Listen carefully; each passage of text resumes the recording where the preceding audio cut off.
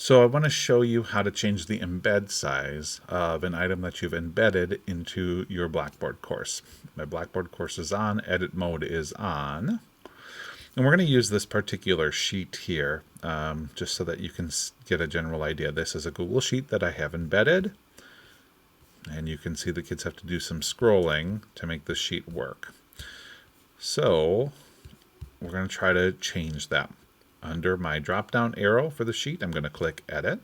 And there's only one item on this particular page that's embedded. It's this yellow box here. Now there's two ways to select it.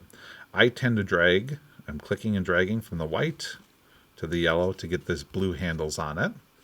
The other way is to simply right-click or two-finger click if you're on a Mac to get the edited embedded media. So I'm going to just drag across. Up here you can see here is my embedded media. So either way works. Drag across and click this icon, or right-click, edit embedded media. Either way it'll take me to the screen. And you can see it tells me my dimensions here, 700 by 500. Now constrained proportions, if I change something here, it will automatically proportion the other half of it. So I need a little bit wider. Or I can uncheck constrained proportions to get it to exactly something that I'm looking for. So 800 by, let's just say 500. Okay. The key is you have to think about what's going to be a really good size for students, and I wish I could give you a perfect answer to what this looks like, but it just depends on what they're looking at it on. If they're looking at it on their iPad, the display sizes that you're looking at, like an iPad Air, the largest your embed could be, the whole screen size, is 1536 by 2048. So that's all of the glass on the iPad Air 2 is 1536 by 2048.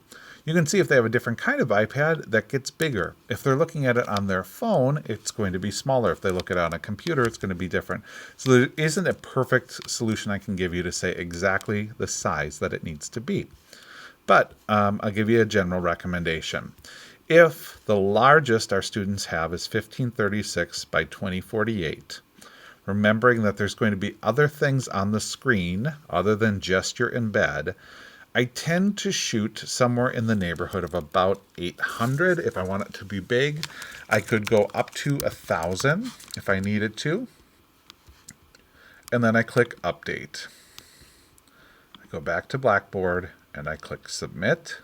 And this is one of the reasons we encourage you to look on your iPad to see what it looks like. So that looks fairly large here. And then if I go look at it on my iPad, I can test and see what that looks like. Typically, I will shoot in the 700 to 800 range as far as width goes and leave constrained proportions turned on. But of course, you have to decide what it is you're trying to embed and then make some adjustments based on that. So I hope that helps show how to edit those sizes.